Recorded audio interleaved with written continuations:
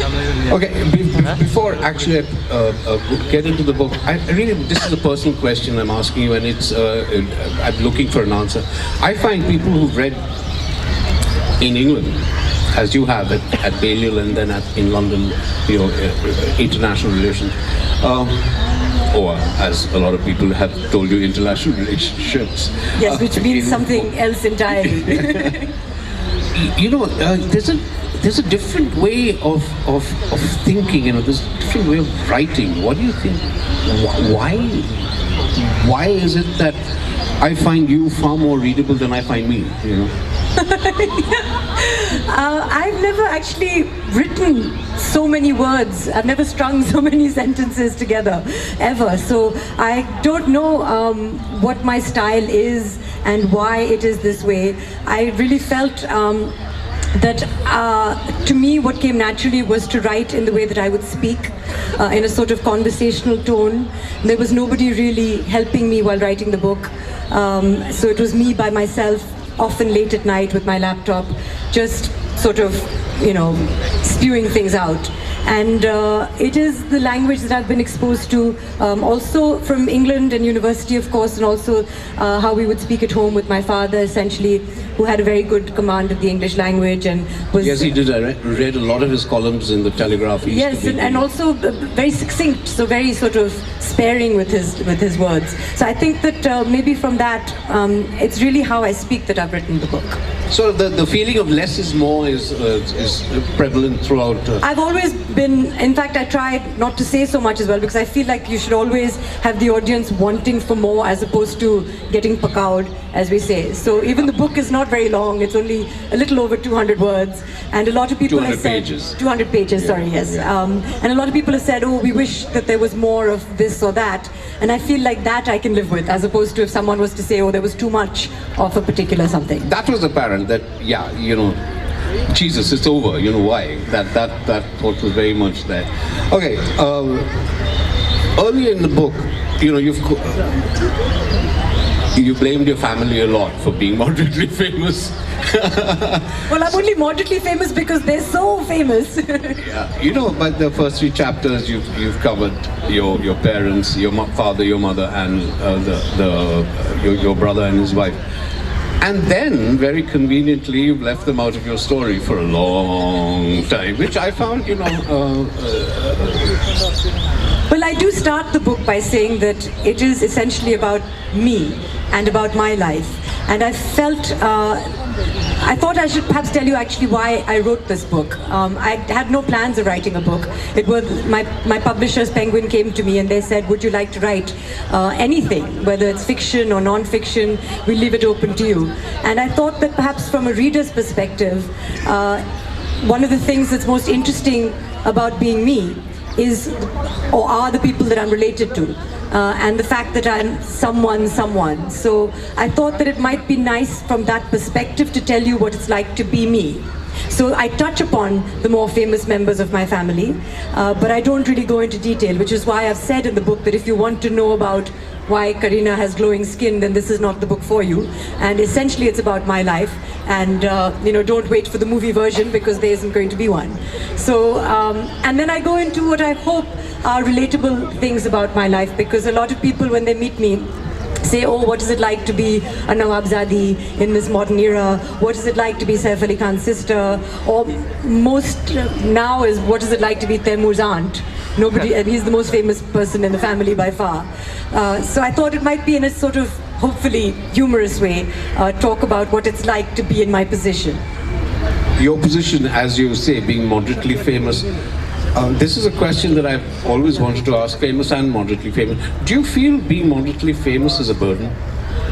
I feel, I try not to feel burdened in life. I feel like wherever you are, you should sort of embrace that and enjoy that.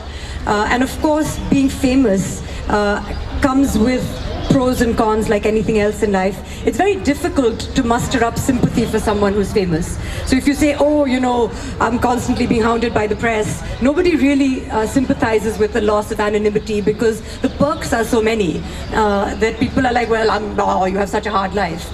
So I think that when you're moderately famous, it's a good position to be in, because you can still be anonymous in a lot of places in the world, but you still get access to a lot of things, either because of yourself or through the people that you know. So for example, I say that, you can get a booking at a restaurant, or any restaurant of your choice. You'll be able to get a booking, but your meal, you may have to pay for. It may not be for free, whereas more famous people get their meals paid for.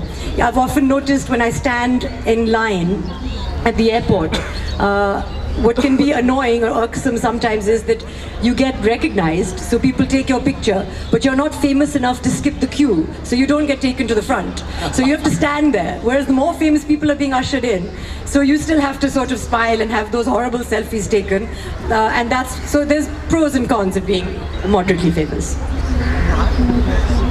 I found this that, somebody with a face like mine who's been occasionally on television gets more power than a Nobel laureate. And I'm very embarrassed by that, I get to the top of the line, and I have to confess I do take advantage of this, sometimes quite shamelessly, but I do feel extremely bad when a Nobel laureate standing next to me doesn't get that power. Do you? No, of course, you're constantly, and that's why, it's very odd to measure fame. And I talked again in the book about a certain national newspaper that comes out with a table of how popular you are. And it rates Bollywood actors and actresses from 1 to 50. And every month that ranking changes on the basis of I don't know what. I became pregnant and my ranking went up. So, as long as you're in the news, you're popular, you become more famous as a result of that, which I've always thought is quite bizarre. And of course, like you said, it can be embarrassing. I haven't been in that position as much as you perhaps, but I can imagine it can be mortifying. No, I've been... Anyway, it's not about me.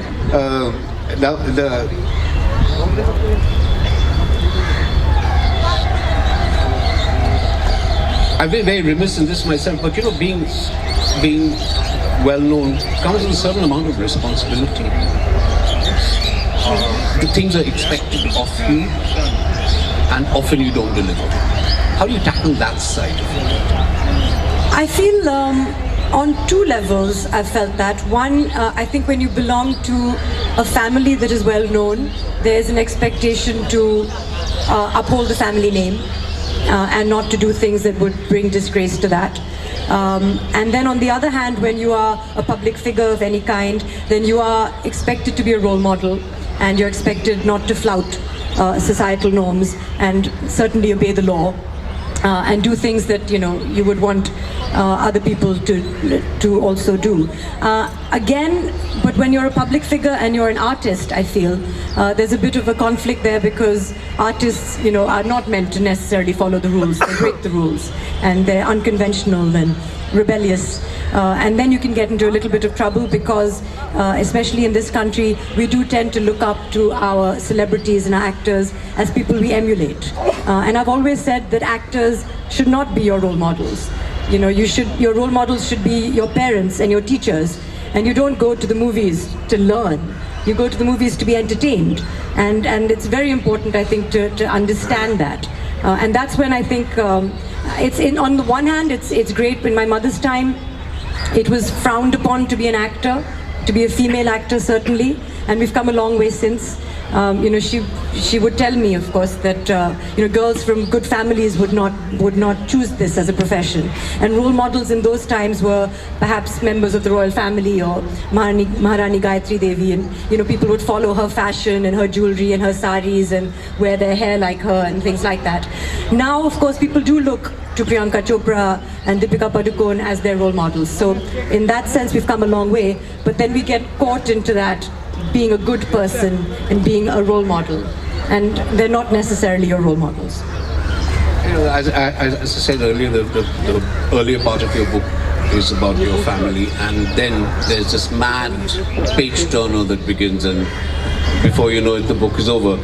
I want you to come, I think on page 49, you talk about the four mothers of your family, which I found very charming at one level, very interesting at another level.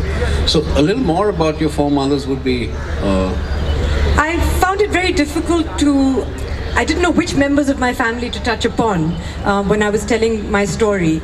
And of course, because I was very close to my father, I've devoted quite a large section of that chapter to Abba and what he meant to me and what I've learned from him. And then I was about to do that with my mother.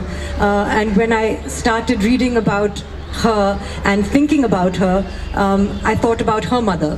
Ira Tagore, my grandmother, my maternal grandmother, and I'm so happy that she had recorded herself on a series of tapes before she passed away, because I listened to those tapes and I learned so much about her that I didn't know. And I think everyone must do that. You know, you must put, it's so important to write things down and to be chronicled, because we forget, and especially when we're passing things down to generations, you know, in the future, you know, it's important to do that. So I'm glad that she did that, and I learned so much about her life. I didn't even know that she was at a young age. I mean, this was of course Calcutta in a time when electricity had just about come in. It was a very different world then. It cost a lot of money to get an MA, and she wanted to continue her higher studies and get an MA. And her uncle at that time didn't feel it was necessary. And it was difficult for her to do, and I think it cost 50 rupees to get to be enrolled for her MA, and also it cost 50 rupees at that time for a sort of pure Banarasi sari. Yes, a fair amount of money, 50 rupees. Which is a lot of money at that time. And I think for her birthday she was offered a choice, and she of course chose the MA, and then went on to have to buy her own books and stay up, you know, by candlelight, because, you know, it was, they would turn the lights off. They wanted to save money on electricity and things like that. So it was, of course, a struggle to be educated. And I think, you know, when I think about that and the value of education in our family, I've always thought about my father's side of the family, but a lot of it comes from, you know, from my mother's side of the family as well. And even though my mother didn't complete her higher education, she became busy and she had to spend a lot of time in Mumbai, and she felt that it was difficult to manage the both. But that's why I think she was so keen that all three of us, my brother, my sister and I, would complete our education before we went on to do anything, whether it was films or anything else.